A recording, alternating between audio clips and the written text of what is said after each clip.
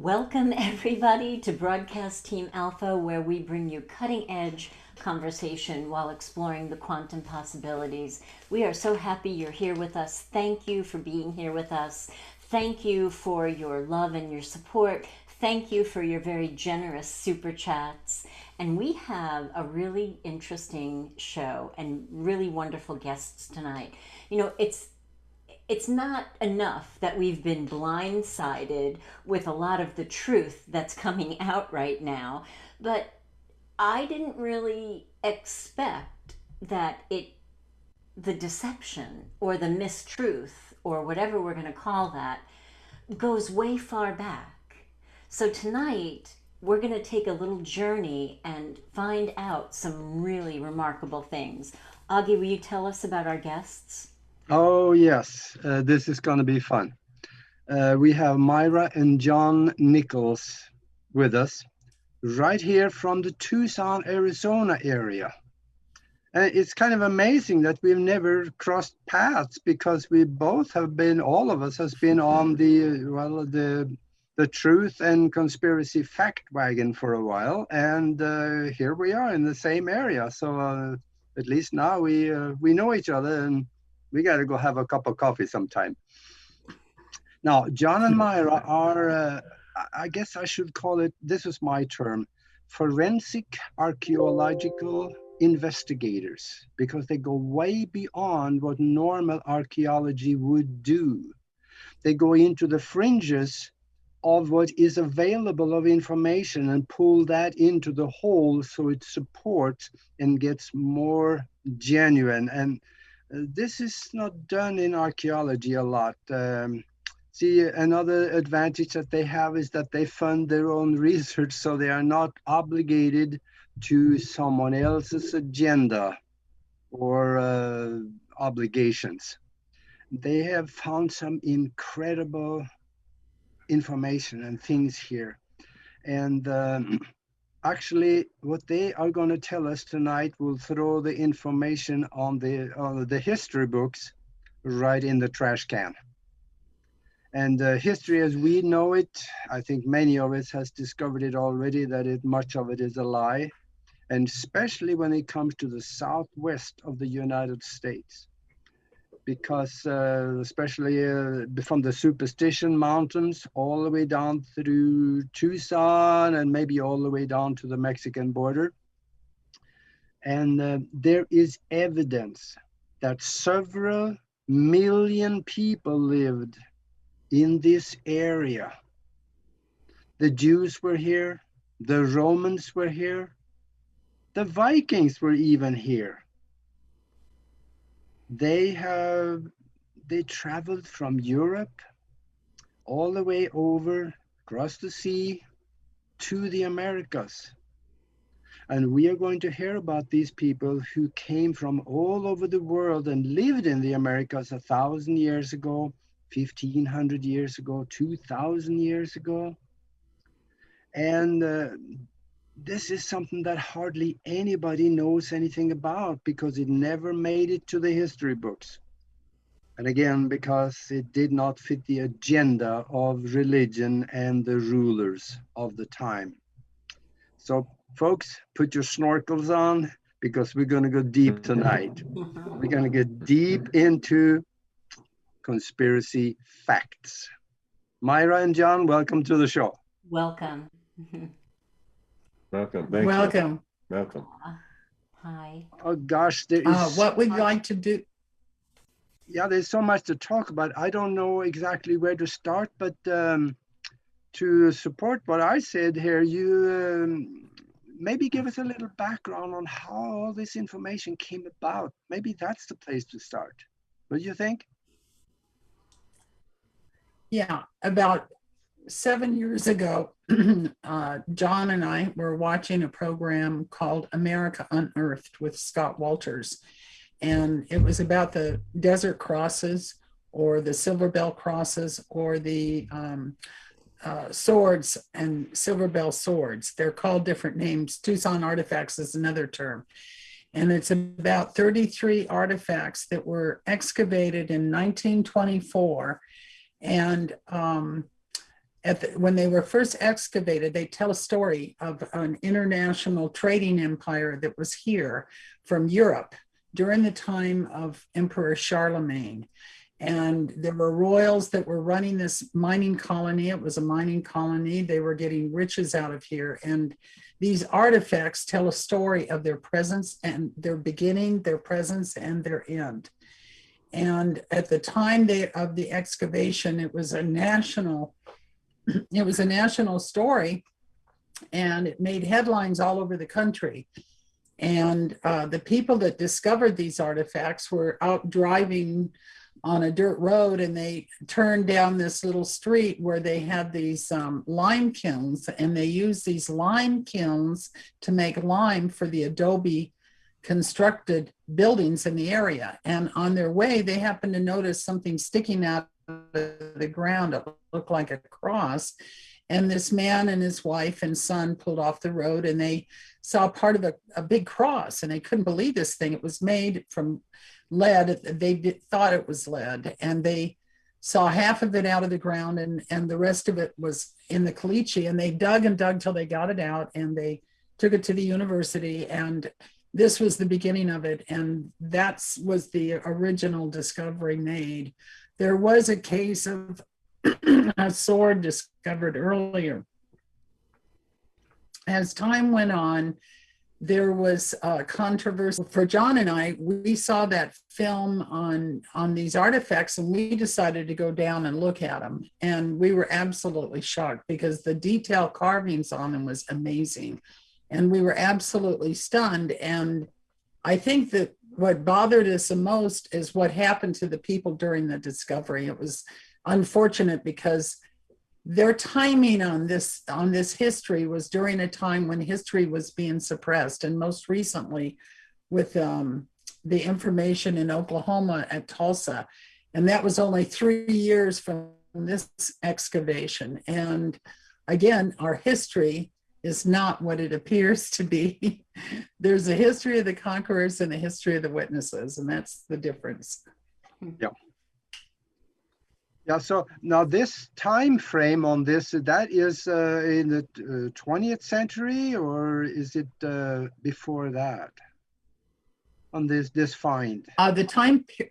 The find on the artifacts was 1924.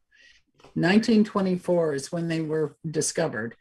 There was the Myra family were the ones that discovered, made the discovery of the cross and took it to the University of Arizona. And his best friend was a man, Bent, the Bent family, B-E-N-T, Bent family. And Bent Sr. was the person that bought the site and was able to homestead it so that they could take their time excavating the site. And they discovered, like I said, 33 artifacts over a period of 6 years. And they had scientists from all over the world here. They had archaeologists, they had all these people that came to observe it. And what happened to this family was very unfortunate. The two families, the Myra family and the Bent family, is the University of Arizona was very interested in this excavation, and they were a brand new college, and they had just started the archaeology department. They were brand new. And they hired Byron Cummings, who was an archaeologist from out of state, to run their archaeology department. And the person that had been overseeing the college had left. So he was basically wearing two hats. He had to be the president of the college, and he had to run the archaeology department. And they decided they wanted control of the archaeology excavation of these artifacts because they were making headlines. And so what happened is they offered the Bent family $15,000, which in 1924 was a humongous amount of money. And they said if they proved to be real, they would give them that money. And so they took over the site. And that's when all these experts came in. And one of them was Byron Cummings' nephew, Judd. And he was the one that excavated Chaco Canyon and some other big sites in Arizona, Mesa Verde. So he he was there, and he actually excavated one of the pieces from the Smithsonian. And all these people did all these things. And what happened was in the end, they decided that they were all a hoax. And there was no truth to any of this, because this was in 1924. And as they said, there was an impossibility that anybody could cross the oceans and come over here. And so they said it was absolutely impossible that these Roman Jews could have come here, and they had to have been made up. And they ended up choosing it was kind of funny when we read it, but how they framed the hoax was they decided that this Hispanic family that was living in near the lime kiln, their son, who hadn't gone to school, borrowed a Latin book and made up all this Latin on these crosses and carved it himself. And then they dug through 6 feet of caliche, which is desert cement, and planted them in the ground. And so it was all make-believe. And that's how they got rid of the story. And of course, all these people involved, including the woman that did the interpretations and was the Latin teacher at Tucson High School, she, along with everybody else, was decided that, it was all nothing. And that's how it ended, for them anyway, for them. But it didn't end with the research. Thank goodness. Yeah. Did they have an estimated date on these crosses? The earliest date on the crosses is when King Theodorus arrived, and he was chosen. He was in a royal bloodline that Charlemagne had requested when he found out that there had been a mining colony here. This mining colony started much earlier, but it had come and gone, and the local Native Americans just kept taking it back, and the people married into their tribes because the people here were just amazing. And so when Charlemagne took over, he had a mess in Europe, and he needed a ton of money. And it was one of his Irish advisors that had been over here in 560 AD. And he told them that there was a history of a mining colony here. And so when he found out about it, he requested a bloodline of kings that was tied to, this is amazing, the King Solomon, a Davidic bloodline. And this has all been documented in Septimania. And so here we get King Theodorus in 775 AD. And that's when they arrived to revive this mining colony. And it's just amazing. The bloodlines of Europe were involved in this, these royal kings and people that can be traced all the way to today. And their bloodlines were involved in this. It's just amazing. Wow. These people went back to the times of the Phoenicians. And yeah, that does away with Columbus, doesn't it? yeah, by several hundred years. we discovered in this royal bloodline, they not only stayed here, they were here for over 200 years mining, and they had, you've got to read the book to see all the ups and downs that they went through. But the best part of this story, and I think it's the most amazing, is that these traders that came were Catholic, Jewish, and Christian. And in today's world, that could not even be imagined. Yeah. They were international traders. They came together. They worked together. They helped each other. They made everybody rich. They got rich. And the trade that went on this planet goes all the way back to the Minoans. Everybody knew that if you trade, you eliminate war and you help other countries and they can deal with their crises. And people were also relocating because they had the plagues, wars, they had climate change, they had tsunamis, they had volcanic eruptions, they had all these terrible things going on. And people were traveling this earth on these little boats going along shorelines. It was all coastal migrations. What is that? What is the area that collapsed about 40,000 years ago? Mu? No. The Atlantis? Bering. Oh, Bering Straits. No. The Bering Straits. Bering Straits. I think that one area that connected Alaska to Asia.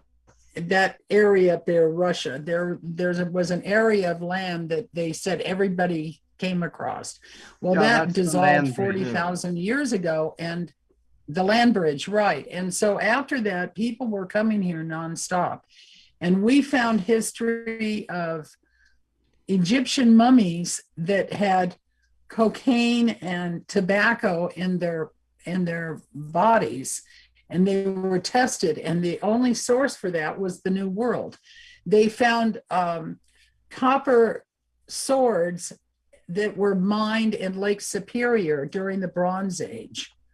These migrations of people that were coming here had been going on for thousands of years, and what backed up our theory was the genealogy of today. Today's genealogy is showing these ancient migrations. And these people have been coming for thousands of years to this continent for various reasons. There's an area in the Grand Canyon of these, there's caves up there, and supposedly they date back to the possible Egyptian time period that these caves were built, and they found all these artifacts in these caves, and then our government sealed up the cave, and no one's been allowed to go there since. And it's a very controversial thing. It's been on television a bunch. And again, it was about early migrations coming here. And this is something our government has really been resistant to admit. And it's unfortunate because it's affecting history. These people that were here, the best part of this story, we thought, was the not only the multi-religion, but the fact that they, at one point, there were, I can't remember how many kings were involved, but there were a lot of different kings. But King Israel, his son, King Israel III, was only a king for 26 years. And in that time period, when he was king of Calais, he made the Native Americans, they called them the Toltecs, the Sylvanus Toltecs, the builders of the forest. And these were the local Indians. And he made them citizens, and he got in trouble in Europe when they found out about it. And he got booted out of the mining colony and stripped of his royalty for doing that. And so he took the leaders of the Toltec Empire and went to Tula, Mexico. And that's where the Toltecs built their empire. And all these people were involved in this history from this colony. And one of the kings, one of their descendants was King Israel VII, and he was referred to as Quetzalcoatl, and he was worshipped by the Native Americans because of his ability to work with these Indians, and he treated them as equals, and they'd never had anyone treat him like that.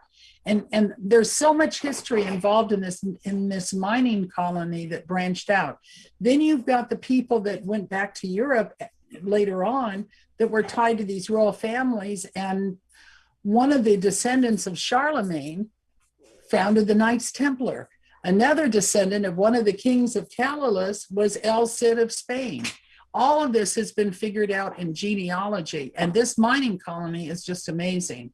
And they've also discovered with some of the local tribes that some of their language is Jewish, and that's because a lot of these people married into these local tribes, and they were not called the names of the tribes of today. I mean, they weren't called that, but this colony was just amazing. What you're talking about Can here I find out now that they're opening up to? What Pardon? you're talking about here is actually people that came across the Atlantic 2,000 years ago or more or less, and they did trades with the Toltec, that they call them, or brought that back to Europe. So there was a flow of valuables back across the ocean, where they did nothing else than what they're doing right now. They probably just depleted some of the mines here where they gained for themselves, and then maybe the natives got shorted out back then also. Do you think? Well, they did after King Israel III was removed for his generosity with the Native Americans, they did continue to fight with the local natives. And basically everybody lost because they kept fighting and fighting, and the colony was shrinking. And then there was a horrific flood, and this was in 899 AD.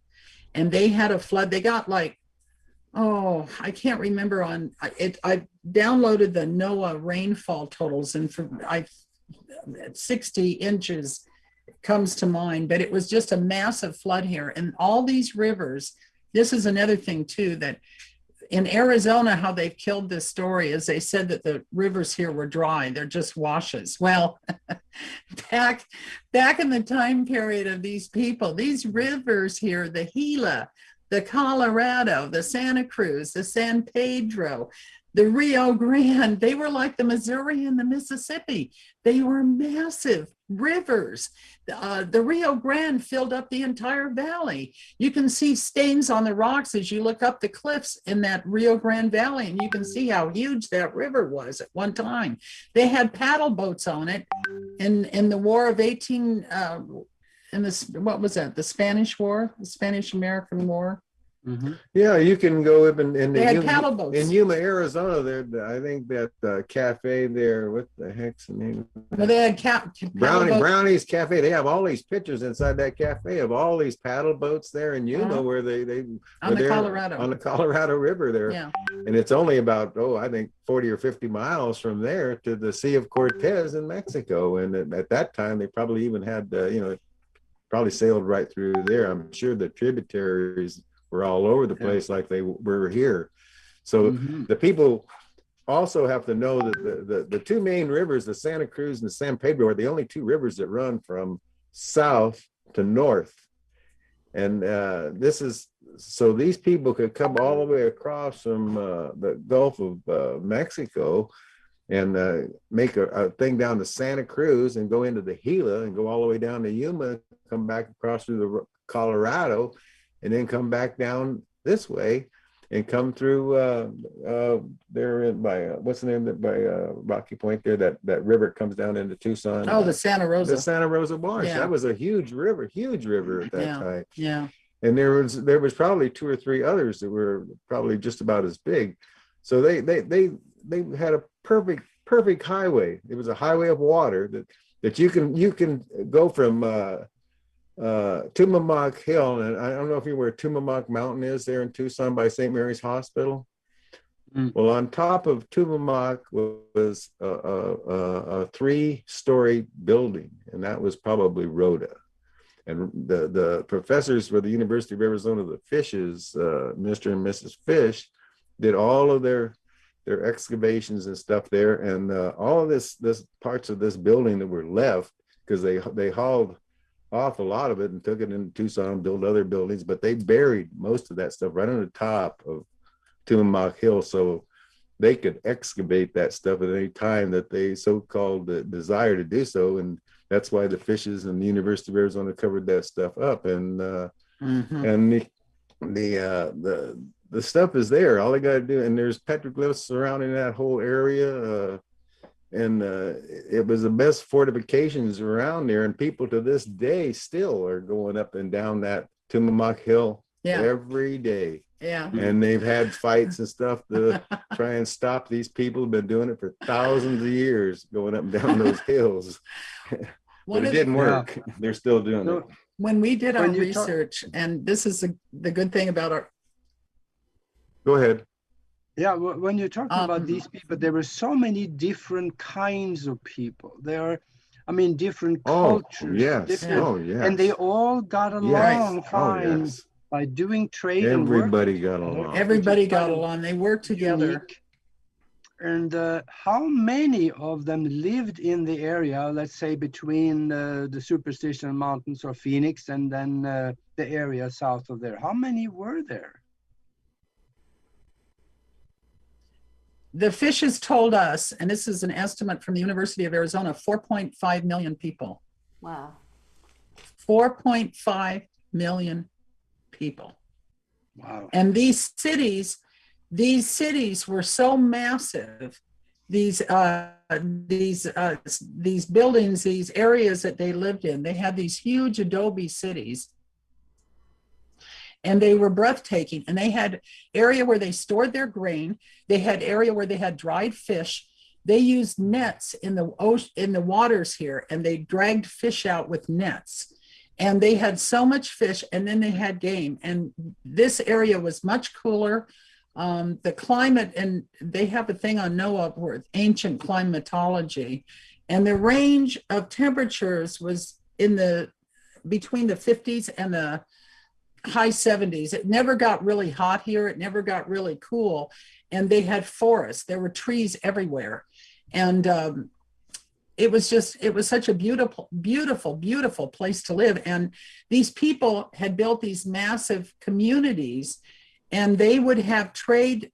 They estimated on some of these trading centers where they found these pits where they cooked their food, that they would go on for like 10 days of cooking, and they would celebrate. And they had different times of the year that they would celebrate the solstice of the moons and the seasonal changes. And trade was a big deal. They found artifacts of things that they traded from middle and southern Mexico. In Chaco Canyon, they found chocolate that came from the Caribbean. These people were trading all over the place. Yes. I mean, everywhere. And it's such a phenomenal story, because this really did happen, and the royals were here, and it was just, they married into these tribes, and they brought their knowledge from the Middle East, and they knew about metallurgy. And one point you brought up about how we thought that the Indians weren't doing any of this. When the earliest people came from our government into this area, Arizona and New Mexico were still territories. Go way back to when they first arrived, and it was the Native Americans that took them to the mining sites. And they said all the Aboriginal people here knew about the mining and knew where the mining was located, and they were miners. And it wasn't just, they wanted to say it was just Father Kino and he was here for a while. Basically, it came out in the state history that it was the Native Americans that took the Spanish to the mining sites. They were the miners. The Spanish didn't know where to mine. It was the native people that took them to the mining sites.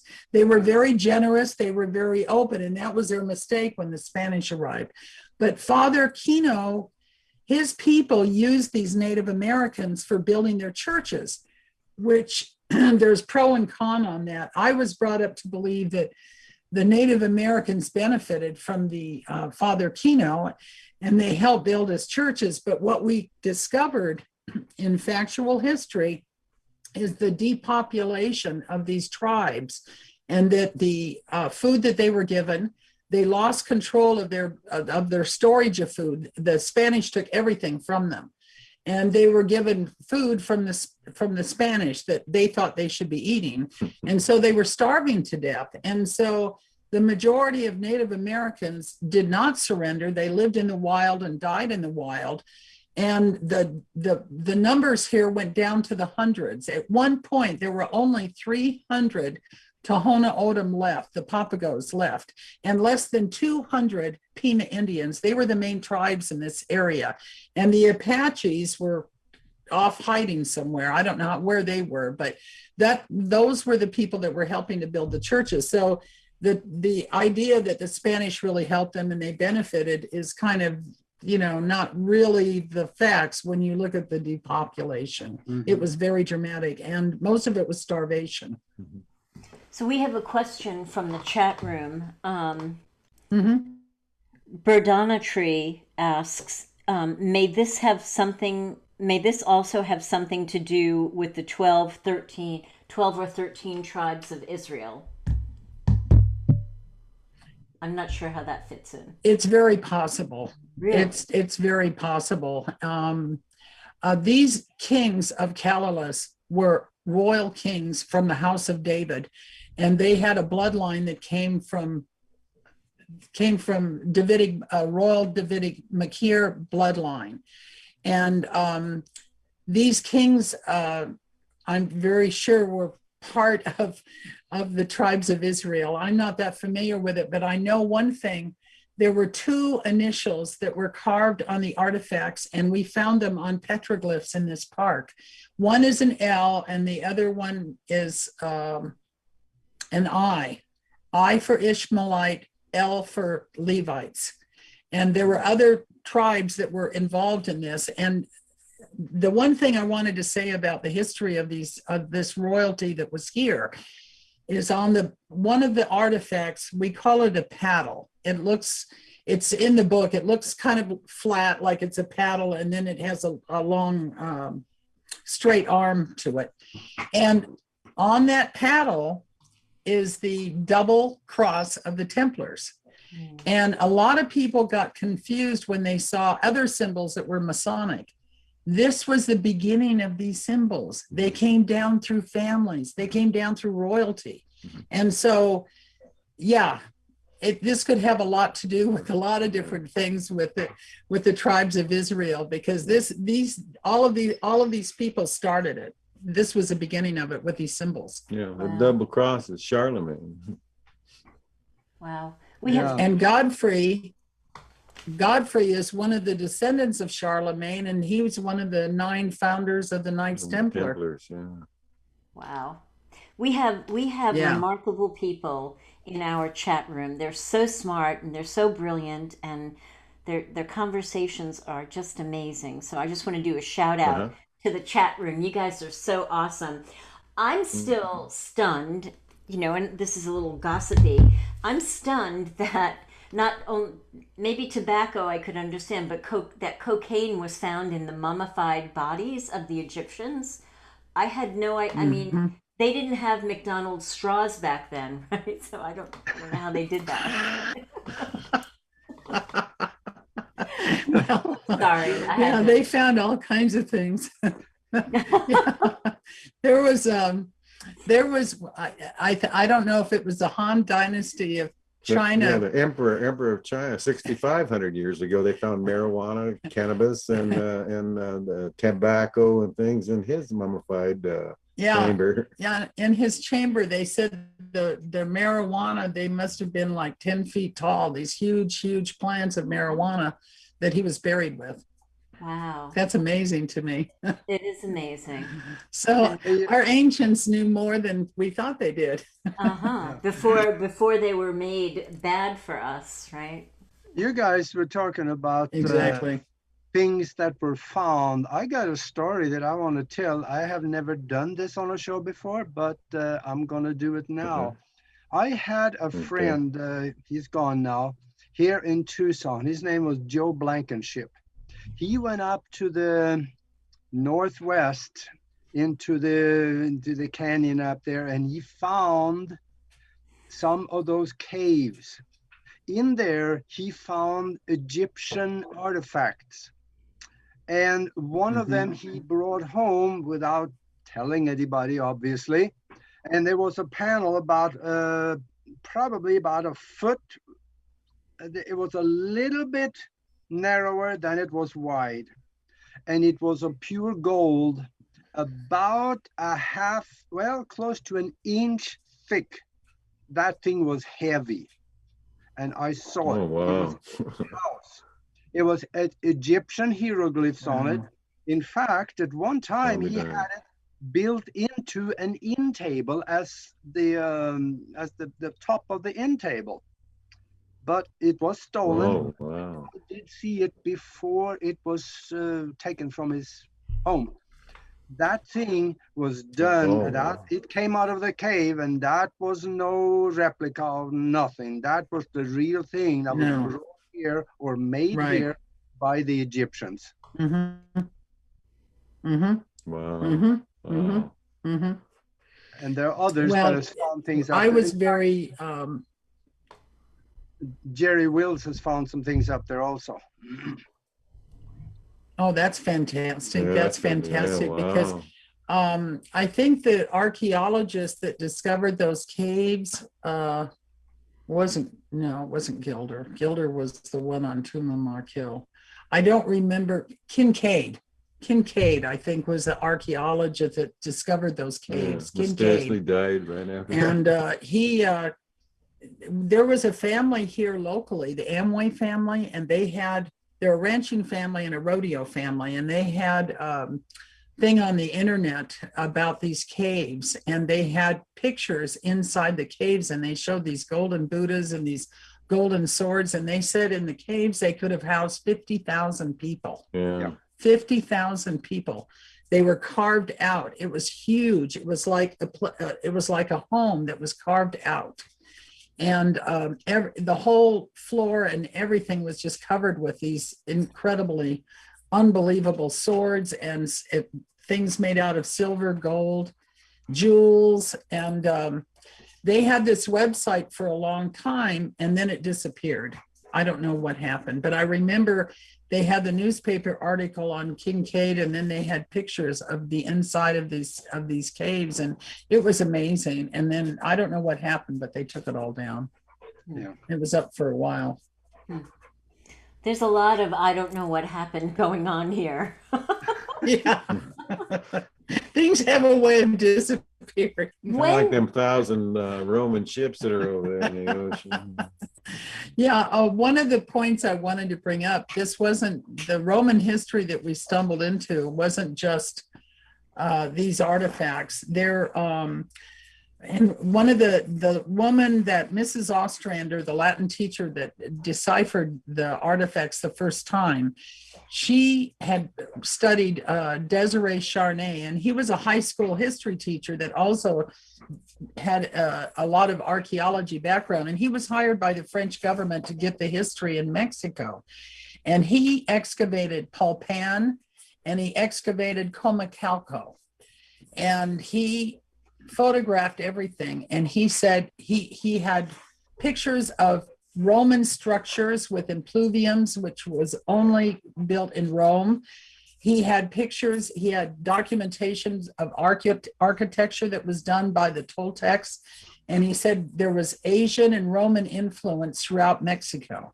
Well, now they know that the Asians did arrive many thousands of years ago in Mexico, and the people are part Asian.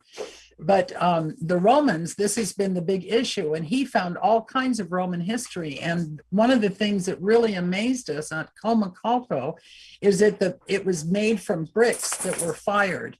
And in Rome, when the Romans built something, they put their initials, or they put a symbol of their name, or their some kind of, they had a symbol. Each bricklayer had a symbol that they made. They always signed them on the back. They signed on the end of these bricks. So when they excavated Comacalco in Mexico, they found these Roman symbols on all the bricks. They built Comacalco. Wow. And we stumbled into that. It's not just these artifacts. There's all kinds of history, and we found a lot more.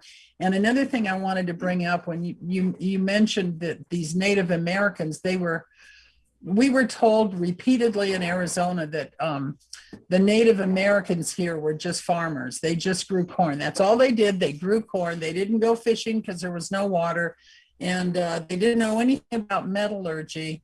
And we have 5 Native American tribes that talked about these people and also talked about their own mining. And almost every mine site that's been opened up in Arizona had a Native American huge structure at the site. Almost every single mine. Oak Flats up there in the White Mountains is Apache. They have a huge Hohokam site up there. The one in the Santa Ritas that they want to get going, Hudbay, they've got a huge Hohokam site there. They had a Hohokam site in the Catalinas where they were mining. Every single mine site has had Hohokam history, and we've got the same thing in the Silver Bells. Part of the Silver Bells is still mined. We were able to save the area around the mine, and we felt we were saving it for the wildlife, not realizing the history that's in this park.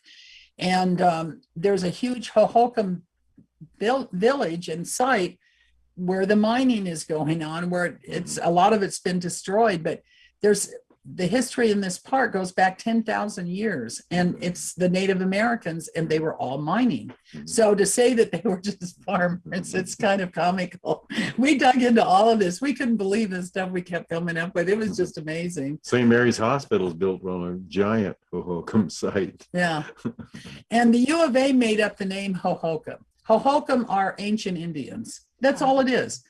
And it doesn't give anything specific. And the people were migrating over here for thousands of years. They came over on these reed boats, and they followed the coastlines until they made catamarans and could handle the Pacific Ocean.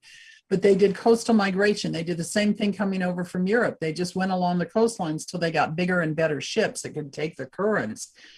And they've been coming here for thousands of years. And the people living in Arizona was a hodgepodge of people that have been coming here for thousands of years. That's why they had a canal system. It was the Egyptians. That's why they knew all about metallurgy. The Asians, they were working with metals thousands of years ago. So they had all these resources from people, and everyone that arrived here found the local people very friendly. They had tons of food, and they were very welcoming. So over time, you had all these different races that were migrating over here, and they were all mining and having a wonderful life. They didn't want to leave. Yeah.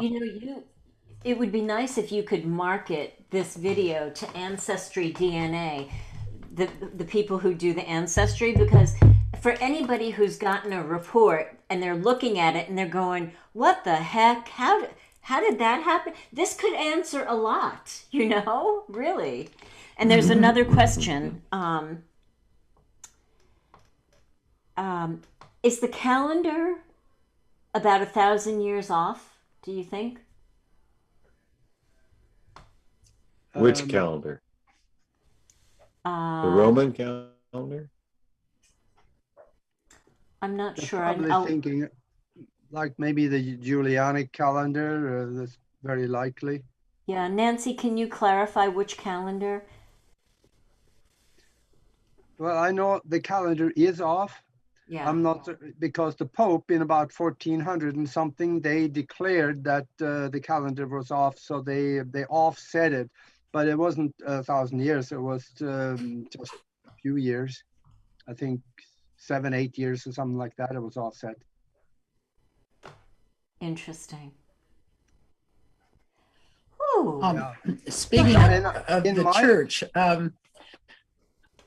in my research, I also found that the Phoenicians, they came over. They've been coming to the Americas for a long time.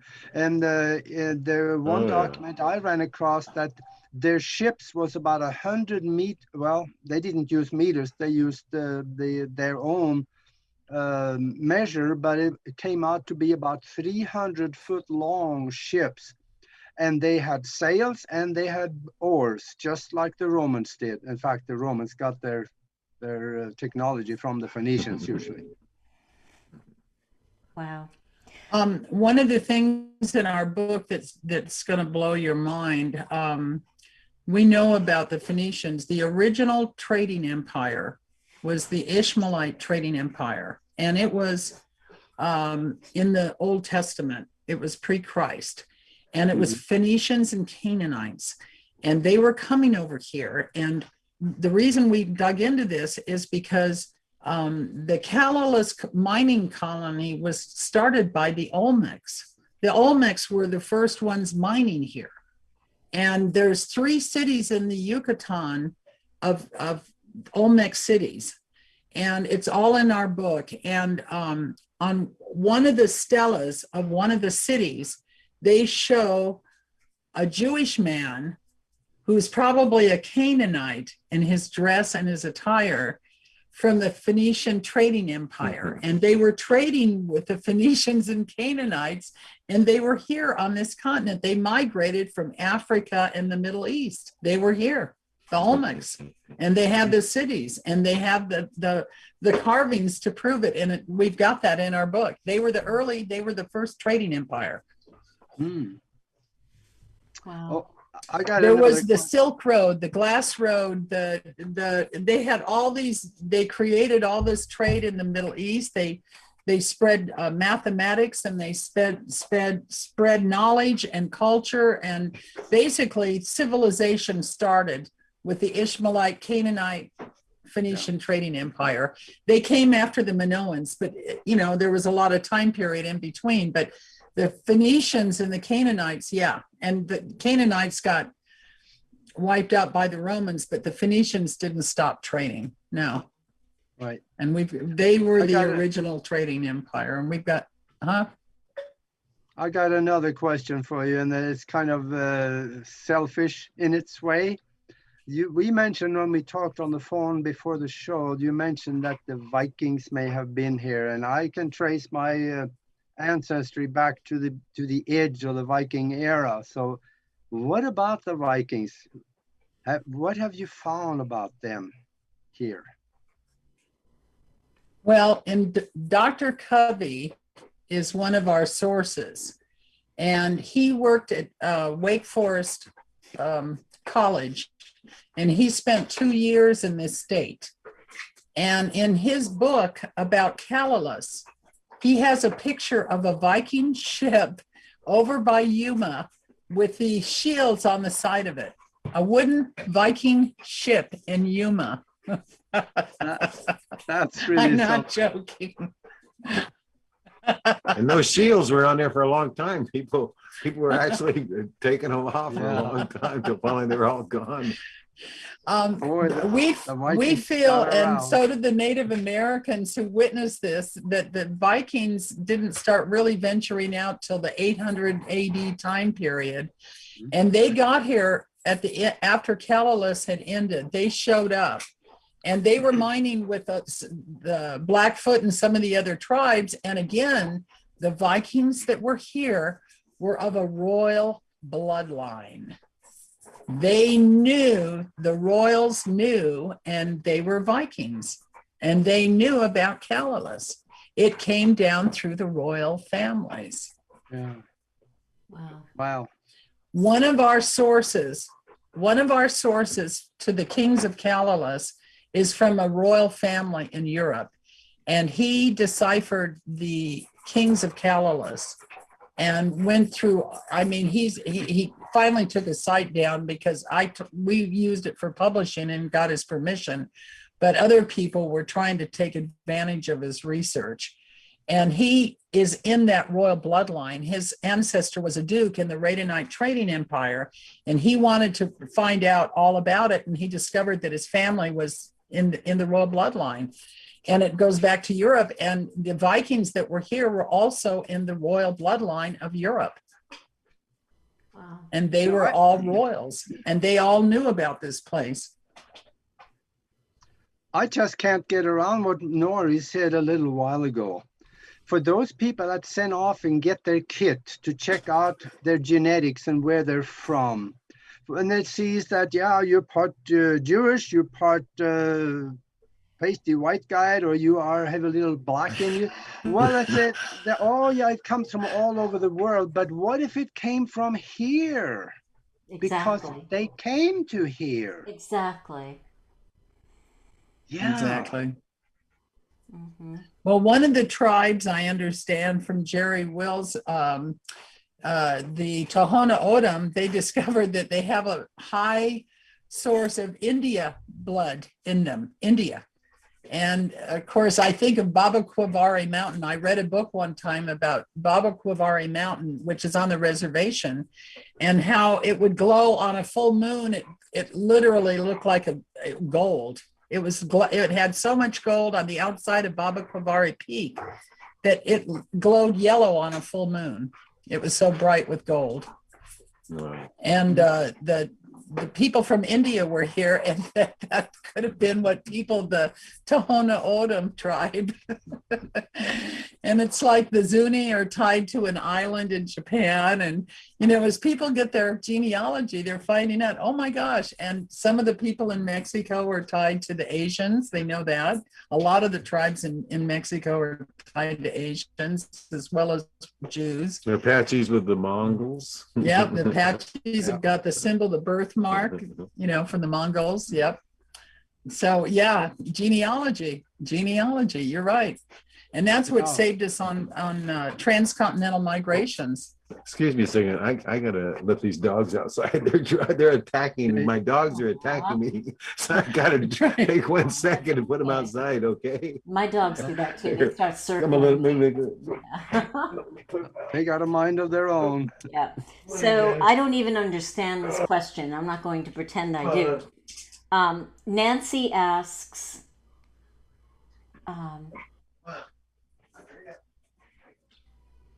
Oh, wait a minute.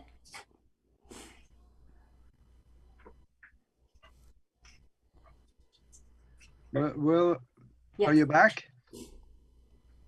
Yeah. Yeah. Can you take? I'm still here. Okay. So another question from the Yeah. chat room is, do you know of Our dogs heard us. Do you know of the fave in Antarctica made popular 2 years ago, and the what? Or do you know of a worldwide web of Pentagon stargates worldwide? This is like totally out of my wheelhouse. I know nothing about. Yeah, nothing. me neither. I Okay. know nothing. I'm like, I don't know what I'm asking.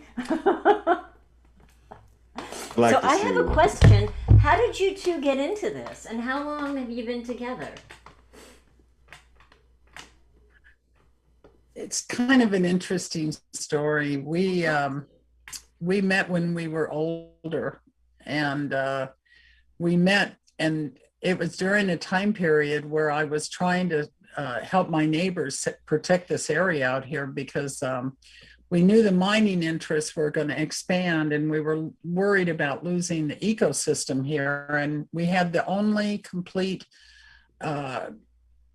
plant and animal population left in Pima County. Most of the area has been mined or developed. And so I was on a crusade, and it was during this time period that I met my husband, and he got involved with me. And it was really kind of one of these amazing stories where we were invited to a meeting, and we were told about the mining violations that were already taking place out here, and they wanted to expand this huge sand and gravel operation, and we've been legally battling them in the courts and losing, of course.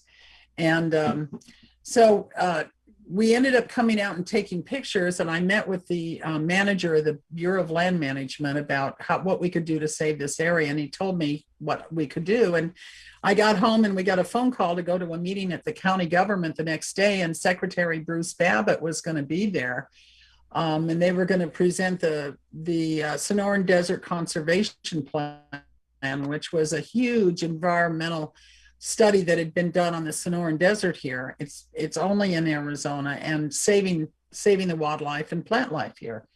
And so after the meeting breaks up, Secretary Babbitt recognizes my husband, and he comes over, and we had pictures of the devastating violations that were already happening and the damage to the area. And we went over everything, and I repeated to him what I'd been told by this manager. And as my husband's leaving, he says, well, now that you're Secretary of Interior, you'll just have time for a wink and a flyover, but do your best. And off we went. Aww. And the next morning we get the local newspaper, and here's Secretary Babbitt standing on top of the biggest mountain on the Silver Bells with our pictures, wow, looking out over this whole range. Wow. And that's what led to the monument. We were able to save this area. And at that time, you know, we were dating and planning on getting married, but we had no idea about this history. Yeah. And most of the University of Arizona had done very little studies out here because it was all going to be mined, and nobody really thought there was anything here. And so well, they didn't want to find anything. we get the monument, and Exactly. And so then we get the monument, and then all of a sudden I'm retired from teaching, and my husband's retired from the railroad, and we're watching this documentary on these artifacts. And we still didn't know that there was any link to this park until we joined an archaeology group to learn about what was out here. And we were invited to participate in photographing petroglyphs and drawing pictures of petroglyphs. And we thought, well, we can do that. And we joined. And sure enough, that's where my husband finds this Latin cross with a medieval crown. Wow. And all of a sudden, Wikipedia put the Ironwood Forest National Monument as a source for Callalus. Wow. Because So of that in one other words- petroglyph. So with other words, the history is written in stone out here. Mhm. Literally. Written in stone. Yeah. And I see now that we Yeah, only got- and because we met and because all this happened, huh? Yeah, we got 5 minutes left of the show, so please let us know where people can reach you, and also tell us about your book, because this book explains a lot more in detail about what you talked about, what the ancient people were here, what they did, how they conducted themselves, and also why they left. There's a story to that. We really spent a didn't long know much. time, and tell them how many years we spent on making this book. The thing about this book, I know that a lot of this research we researched online and we ordered books, but the thing is we put it all together, and we've got the mining issue, we've got the climate issue, we also have the geology data on this area, and we have the history of the state history on how big these rivers were, that they were massive. And all the Father Kino, literally the Spaniards, when they came the same route as these people. Same route. They came up the Rio Grande from the Gulf. They headed west, and we think it was the Mimbres River, through the Mimbres Valley, because that was the big river that was between the Rio Grande and the Gila River. And these rivers aren't like today. They were massive. And then they took the Gila right into this area. They could pick up the Santa Cruz. They could go down take the Colorado back down to the Sierra Cortez, come up to Santa Rosa Wash. They're back on the Gila. I mean, it was just insane. They had a freeway system of water. A lot of that. And so we were able to get into, able to get into all of this. And it's because we spent probably 6 years before we published our book of just doing research and studying this. So a lot of that is in your book. 6 years, and you can't. Yeah, it's all there. We sat for hours because we knew we were touching on history that could get us in a lot of trouble. Mm-hmm. So we tried to think of everything that they could say to take it down, and we just kept coming up with more ideas. We got published. There's footnotes. We didn't make anything up. Even the mining records of the Aborigine people taking the government officials to these mines and being knowledgeable with the Spaniards. Yeah. I mean, all of that's been documented. It's either state history or it's in books. What is the name all of of your it. book? And I took 1,000 pictures at this Kukaraki Butte. Callalus Revisited. Ah, wonderful. And And it's where on can Amazon. people find that? We have about 2 minutes. It's on Amazon, and Callalus Revisited. It's on Amazon, and you have we have the electronic version as well as the paperback. I recommend the paperback, and it's in color, which costs more, but we've got beautiful pictures of some of these archaeological sites, and I didn't have the heart to have them all in black and white. So that's why it's a little pricey, but you get to see the pictures of these sites that we went to. Amazing. And the artifacts, everything. It's just, there's so much in it, and there's just so much Roman history in this this is the best of country that we didn't revisionist. realize. They were notified, Tell them about that. Sounds like how these the things that we best put in our book was not backed up by the people until now, and we were 3 years ahead of time. Sounds like the best of revisionist history. How do you spell the first word of your book, please? C?